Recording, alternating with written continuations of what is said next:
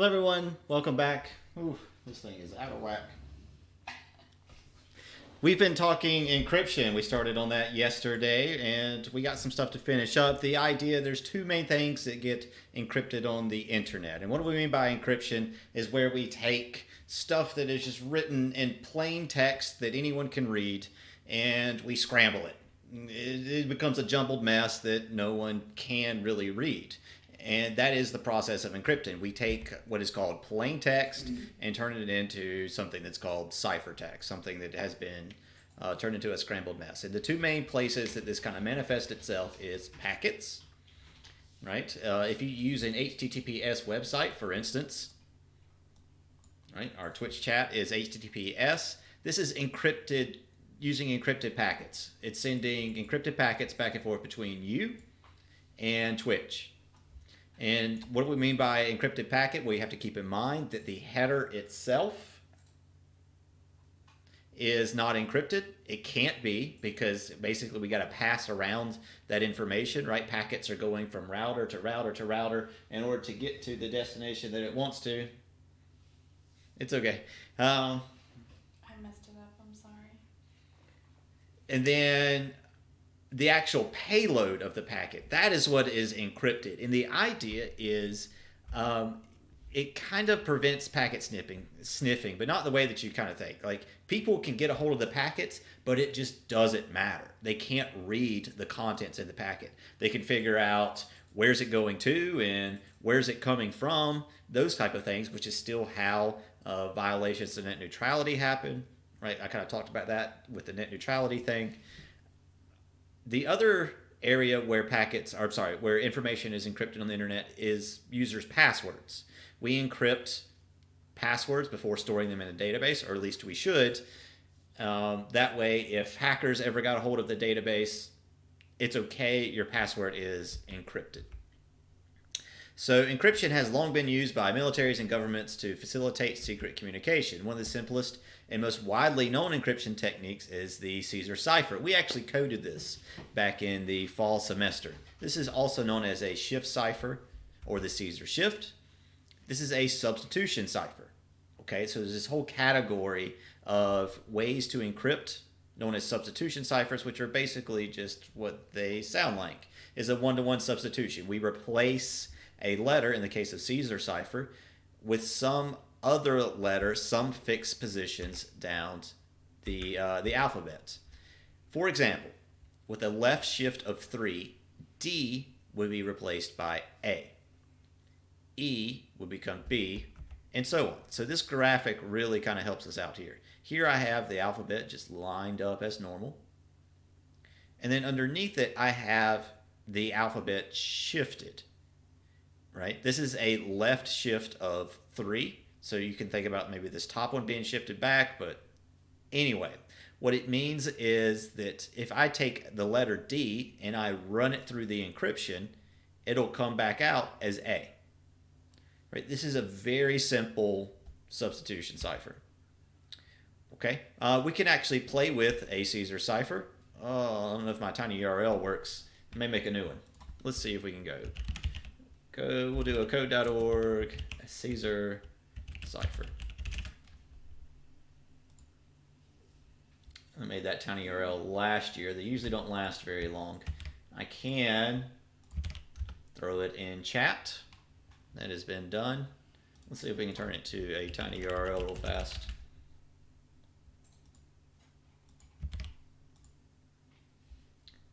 I would like it to be CSP Caesar.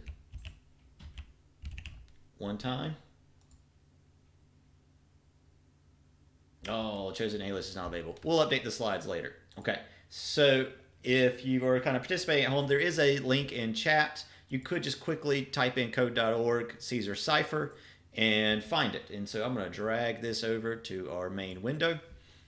And what it is kind of a little client that we can play with it. What we see as it stands right now is, here's my original alphabet, and here's what it maps to. This is 0 shift. Down here, we can actually zoom in a little bit, right? Yeah. So down here, it's how much do I want to shift, either left or right.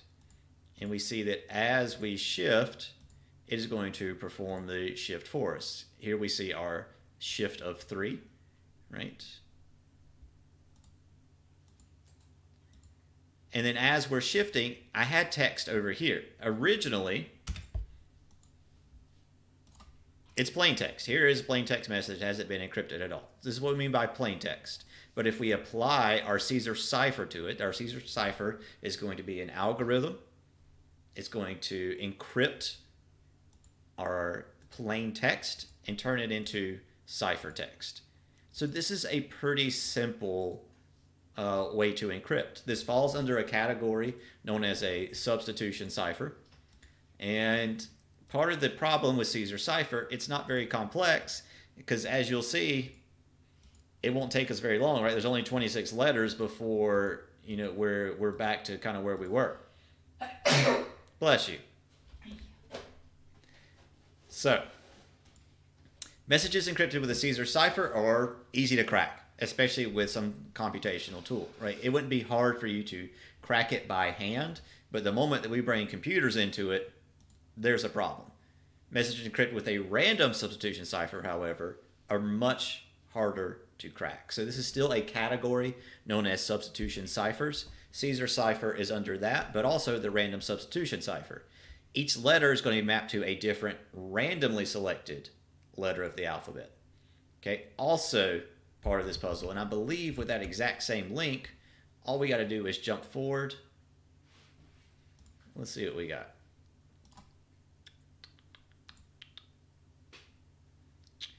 Break a random substitution cipher. So this version of the tool gives you more information about the blah, blah, blah, blah, blah, blah. So this is actually interesting. And I wrote some questions for Science Olympiad last year. There's this whole category known as code breakers. And what they're trying to do is they're given some type of text that has been encrypted using like random substitution ciphers. There's several different ciphers. And they try to undo it. They try to figure out what was the plain text. And random substitution cipher is one of the more common ones. And it works on this principle of letter frequencies. So you can tell by this graph, but hopefully you know what is the most common letter in the English language. Actually, this graph down here is what tells us, right? The letter E appears more frequently in English than any other letter. I believe we can actually sort this chart, maybe, by percent. There we go. So I'm going to sort this guy by percent. So this tells us E is the most common, and then T, and then A, on down. Using this principle, that is letter frequency, you can actually take something that was encrypted using a random encryption technique and try to decode it, try to decipher it. Because what I have here are the most frequent letters, right, in the English language. Now, if I also sort, what I have up here up top is the letters that appear most frequently in my plain text, right? Those are going to be pretty similar because this is still plain text. Now, if I flip it to some type of sample, I believe I know what sample 3 is. Whoa, okay, so here is something, it's encrypted because it is just a whole bunch of jargon, no idea what's going on there.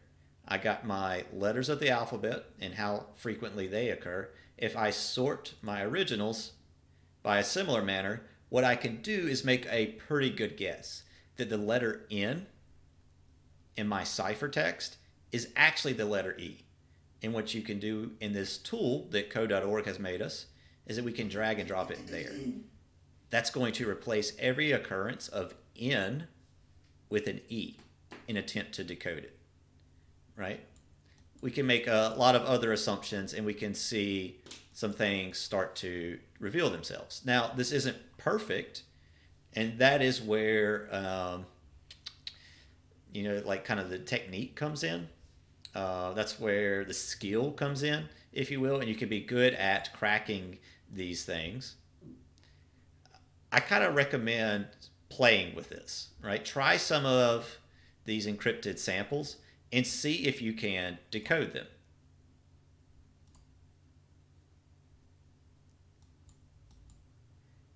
It's kind of fun. It's kind of entertaining. I'm not going to lie.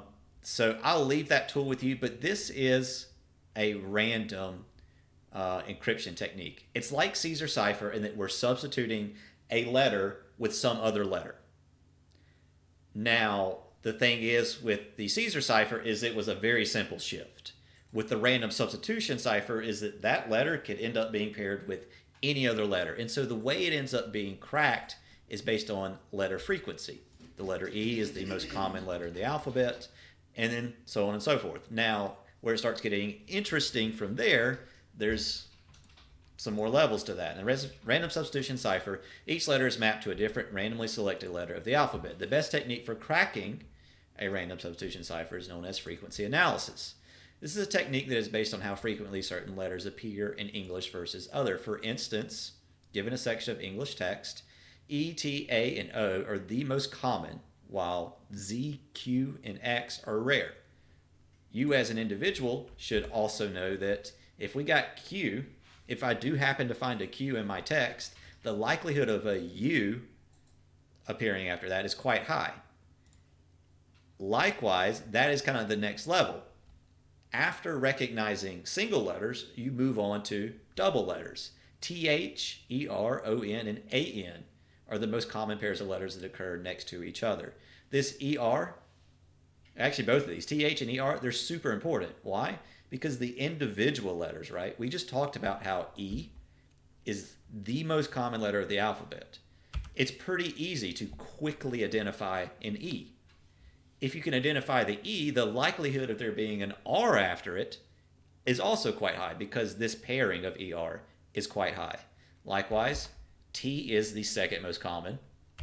TH is incredibly common. And so you can kind of see where a technique or a skill can develop here where you're identifying frequency in the random substitution cipher. So kind of cool. This is ultimately harder to crack than a Caesar shift cipher because with the Caesar cipher, you'll just go through, there's only 26 possibilities with a Caesar shift, but there's a lot more combinations here. What, something like 26 factorial? I don't know. Good encryption algorithms are public knowledge, but use secret keys as an input to the algorithm. So we just looked at Caesar cipher. It's very well established how the Caesar cipher works, but you can still use it to encrypt text. Now, if someone knows that you use Caesar cipher, it becomes a lot easier to crack. Same thing with random substitution cipher, right? The only reason that you could even crack something that was encrypted using random substitution cipher is if I told you, right? If I just hand you a bunch of jumbled up nonsense, how do you even know where to begin? Those techniques are well known, right? Caesar cipher, super easy to explain. Everyone knows about it. Random substitution cipher, not that much of a leap from Caesar cipher. Everyone knows about it. And so the actual technique is hard to kind of keep people from knowing about. So that's not what becomes important. What we end up doing is adding in keys. Okay, so I'm going to show you a third technique. The task of cracking the encryption becomes not guessing the method, but guessing the key. It's kind of like having a password.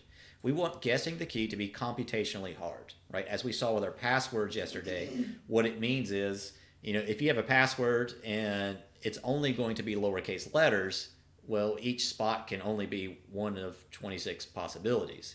But the moment that you add in capital letters, you double that to 52. And then you add in special characters and numbers, and then you increase the length of the password from 6 characters to 8. All of this makes it computationally hard. What that means is it's hard for the computer to solve in a reasonable amount of time. A lot of people caught on to this yesterday.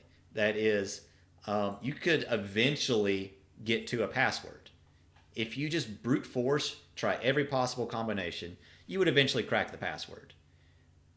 The way that we kind of protect this is that we make it computationally hard, right? Websites use like limited number of attempts, but they also try to make it a little bit harder by making password requirements longer. That sort of thing. Encryption algorithms are evaluated based upon the amount of time it would take a computer to crack the key. And this is where we come into the third cipher I'm going to show you today. Help me out here. This is French. Visionnaire, I believe is how it's pronounced. We had a running joke in one of my classes that we just called it the Vinegarette Cipher. It is an encryption technique that uses a key and cannot be cracked using frequency analysis. Okay, I believe we actually coded this one as well. The Visionnaire cipher applies, look at this, on the fly editing, applies a series of Caesar ciphers based on the letters of a key. Also in our tool. I believe we have to kind of go out from there though. So what I recommend is that we just do a new search. I'm going to do code.org Visionnaire. Let's go back to our slides. Vigenere cipher. I'll throw this link into chat so that you can play along with me. Okay, I feel like the definition of this is a bit misleading, right? Because what they have here is a 2D array. We didn't learn about 2D arrays just yet. You'll learn about that in CSA. But they're saying that it's just a bunch of Caesar ciphers. And you can actually kind of see it, right? Here it is laid out. Here is a Caesar shift of 0. Here is a Caesar shift of 1, 2, 3. And by doing this, what you end up is laying out this 2D array, this table. We can zoom in just a little notch. Okay, let's kind of break apart this widget. So here we have text. They don't allow spaces here, right? It's underscores. I believe if you type a space, it'll be okay. All right, like if we type in pickle whip, I'm going to caps it. And we'll two-word it to test the space theory. Okay, it'll let me have a space, but then it recognizes the plain text down here is with an underscore. Oh, no, it did. It did change it. Okay. So here I have plain text, something I want to encrypt. What we're going to do is enter a secret key. Give me something in chat.